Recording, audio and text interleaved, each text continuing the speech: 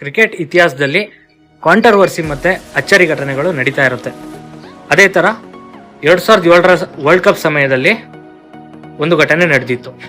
ಆ ಘಟನೆ ಏನು ಅಂತ ಅಂದರೆ ಪಾಕಿಸ್ತಾನ್ ಟೀಮ್ನ ಕೋಚ್ ಆದಂಥ ಬಾಬ್ ಉಲ್ಮರ್ ಅವರ ಮರ್ಡರ್ ಕೇಸ್. ಈ ಮರ್ಡರ್ ಮಾಡಿದ್ಯಾರು, ಈ ಮರ್ಡರ್ ಹಿಂದೆ ಇರೋ ರೀಸನ್ ಏನು, ಈ ಮರ್ಡರ್ ಕೇಸ್ ಸಾಲ್ವ್ ಆಯ್ತಾ ಇಲ್ವಾ ಅಂತ ಈ ವಿಡಿಯೋದಲ್ಲಿ ಡಿಸ್ಕಷನ್ ಮಾಡೋಣ. Welcome back to my YouTube channel. Cricket ಕಾಂಟ್ರವರ್ಸಿಯ 2ನೇ ವಿಡಿಯೋಗೆ ನಿಮಗೆ ಸ್ವಾಗತ. ಫಸ್ಟ್ ವಿಡಿಯೋನ ಡಿಸ್ಕ್ರಿಪ್ಷನಲ್ಲಿ ಮೆನ್ಷನ್ ಮಾಡಿರ್ತೀನಿ, ಹೋಗಿ ನೋಡಿ. ಹಾಗೆ ವಿಡಿಯೋ ಇಷ್ಟ ಆದರೆ ಲೈಕ್ ಮಾಡಿ, ನಮ್ಮ ಚಾನಲ್ನ ಸಬ್ಸ್ಕ್ರೈಬ್ ಮಾಡ್ಕೊಳ್ಳಿ.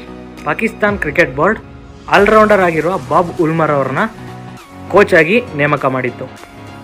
2007ರಲ್ಲಿ ಬಾಬ್ ಉಲ್ಮರ್ ಹಾಗೆ ಪಾಕಿಸ್ತಾನ್ ತಂಡ ಸೌತ್ ಆಫ್ರಿಕಾ ಟೂರ್ನ ಮಾಡ್ತಾರೆ.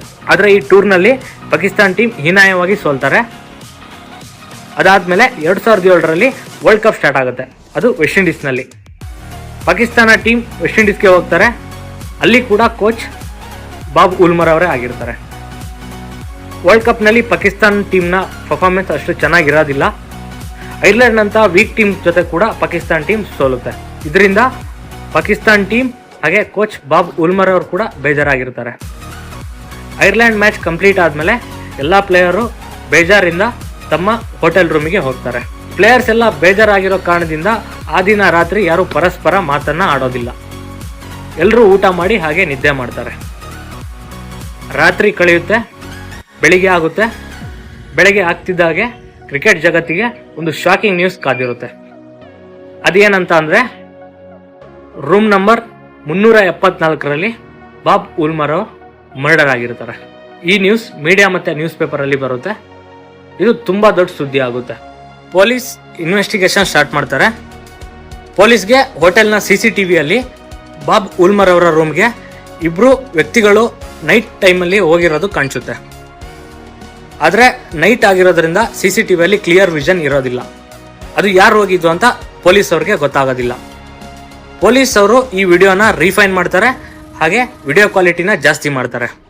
ಅದಾದಮೇಲೆ ಇನ್ನೊಂದು ಶಾಕಿಂಗ್ ನ್ಯೂಸ್ ಕಾದಿತ್ತು. ಏನಕ್ಕಂತ ಅಂದರೆ ಆ ಇಬ್ಬರು ವ್ಯಕ್ತಿಗಳು ಬೇರೆ ಯಾರೂ ಆಗಿರಲಿಲ್ಲ. ಪಾಕಿಸ್ತಾನ್ ಟೀಮ್ನ ಕ್ಯಾಪ್ಟನ್ ಆದಂಥ ಇಂಜುಮಾ ಮುಲ್ಲಕ್ ಒಬ್ಬರು, ಇನ್ನೊಬ್ಬರು ಅಸಿಸ್ಟೆಂಟ್ ಕೋಚ್ ಆದಂಥ ಮುಸ್ತಾಕ್ ಅಹಮದ್ ಅವರು ಆಗಿರ್ತಾರೆ. ಈ ನ್ಯೂಸ್ TV ಮತ್ತು ಪೇಪರ್ನಲ್ಲಿ ಕೂಡ ಬರುತ್ತೆ. ಇದಾದಮೇಲೆ ತುಂಬ ರೂಮರ್ಸ್ಗಳು ಸ್ಟಾರ್ಟ್ ಆಗುತ್ತೆ. ಪೊಲೀಸ್ ಇವರಿಬ್ಬರನ್ನ ಇಂಟರೋಗೇಟ್ ಮಾಡ್ತಾರೆ ಕಸ್ಟಡಿಗೆ ತಗೊಂಡು. ಆವಾಗ ಇವರಿಬ್ಬರು ಒಂದು ಸ್ಟೇಟ್ಮೆಂಟ್ನ ಕೊಡ್ತಾರೆ. ನಾವು ಬಾಬ್ ಉಲ್ಮರ್ ಅವ್ರ ರೂಮ್ಗೆ ಹೋಗಿದ್ದು ನಿಜ, ಆದರೆ 2 ಶ್ಯಾಂಪೇನ್ ಬಾಟ್ಲನ್ನ ತೊಗೊಂಬರೋಕ್ಕೆ ಹೋಗಿದ್ವಿ ಅಂತ ಅವರು ಸ್ಟೇಟ್ಮೆಂಟ್ನ ಕೊಡ್ತಾರೆ.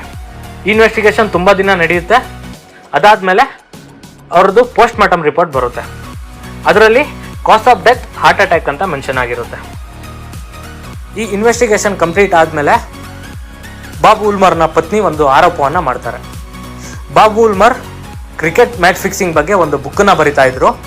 ಈ ಬುಕ್ಕಲ್ಲಿ ಕ್ರಿಕೆಟ್ ಜಗತ್ತಿನ ದೊಡ್ಡ ದೊಡ್ಡ ಹೆಸರುಗಳು ಕೂಡ ಇದ್ವು. ಹಾಗೆ ಪಾಕಿಸ್ತಾನ್ ಟೀಮ್ನ ಹಲವಾರು ಪ್ಲೇಯರ್ಗಳ ಹೆಸರು ಇತ್ತು. ಇದೇ ರೀಸನ್ಗೆ ಅವ್ರನ್ನ ಯಾರೋ ಮರ್ಡರ್ ಮಾಡಿದ್ದಾರೆ ಅಂತ ಆರೋಪವನ್ನು ಮಾಡ್ತಾರೆ. ಆದರೆ ಪೋಸ್ಟ್ ಮಾರ್ಟಮ್ ರಿಪೋರ್ಟಲ್ಲಿ ಇದು ಹಾರ್ಟ್ ಅಟ್ಯಾಕ್ ಅಂತ ಬಂದಿರುತ್ತೆ. ಇದರಿಂದ ಈ ಕೇಸ್ನ ಅಲ್ಲಿಗೆ ಸ್ಟಾಪ್ ಮಾಡ್ತಾರೆ. ಬಾಬ್ ಉಲ್ಮರ್ ಅವರು ಬರೆದಿರೋ ಆ ಬುಕ್ ಪಬ್ಲಿಷ್ ಆಗೋದೇ ಇಲ್ಲ. ಏನಕ್ಕಂತ ಅಂದರೆ ಆ ಬುಕ್ ಪಬ್ಲಿಷ್ ಮಾಡೋಕ್ಕಿಂತ ಮುಂಚೆನೇ ಅವರನ್ನ ಯಾರೋ ಮರ್ಡರ್ ಮಾಡಿರ್ತಾರೆ. ಅವ್ರು ಬರೆದಿರೋ ಬುಕ್ ರಿಲೀಸ್ ಆಗಿದ್ರೆ ಕ್ರಿಕೆಟ್ ಜಗತ್ತು ಎಕ್ಸ್ಪೋಸ್ ಆಗುತ್ತೆ ಅಂತ ರೀಸನ್ಗೆ ಯಾರೋ ಅವರನ್ನ ಮರ್ಡರ್ ಮಾಡಿದ್ರು. ಇದು ಮರ್ಡರ್ ಮಿಸ್ಟ್ರಿ ಆಗಿ ಉಳ್ಕೊಳ್ಳುತ್ತೆ. ಇದು 2007 ವರ್ಲ್ಡ್ ಕಪ್ನ ಒಂದು ಕಾಂಟ್ರವರ್ಸಿ ಆಗಿರುತ್ತೆ. ಹಾಗೆ ಇದನ್ನ ಕ್ರಿಕೆಟ್ ಇತಿಹಾಸದಲ್ಲಿ ಒಂದು ಮಿಸ್ಟ್ರಿ ಆಗಿ ಕನ್ಸಿಡರ್ ಮಾಡ್ತಾರೆ. ಏನಕ್ಕಂತ ಅಂದರೆ ಬಾಬ್ ಉಲ್ಮರ್ ಅವರ ಮರ್ಡರ್ಗೆ ಯಾವುದೇ ರೀಸನ್ ಸಿಕ್ಕಿಲ್ಲ ಮತ್ತು ಇನ್ವೆಸ್ಟಿಗೇಷನ್ ಕಂಪ್ಲೀಟ್ ಆಗಿಲ್ಲ. ಇದೇ ಥರದ ಹೆಚ್ಚಿನ ವಿಡಿಯೋಸ್ಗಾಗಿ ನಮ್ಮ ಚಾನಲನ್ನು ಸಬ್ಸ್ಕ್ರೈಬ್ ಮಾಡಿ, ಹಾಗೆ ಬೆಲ್ ಐಕಾನ್ನ ಕ್ಲಿಕ್ ಮಾಡಿ.